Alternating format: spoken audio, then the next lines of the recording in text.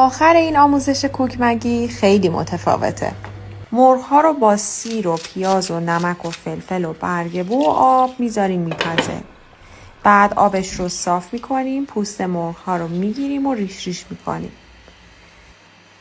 پیاز رو با فلفل دلمه تفت میدیم، بعد هم ادویه و مرغ ریش ریش. 1 پیمونه از آب مرغ و 2 پیمونه آب و آرد و با هم مخلوط روی حرارت مدام هم میزنیم تا خمیر جمع شه. 10 دقیقه با حرارت کم اجازه بدید آب اضافی خمیر تبخیر شه. وقتی خمیر از حرارت افتاد روغن اضافه میکنیم و مخلوط میکنیم. با دست چرب گلوله گلوله میکنیم، بازش میکنیم، از مواد میریزیم و مثل ویدیو میبندیم. بعد هم 2 طرفش رو تو روغن داغ برشته میکنیم و از طعم لذیذش لذت میبریم که فوق‌العاده شده.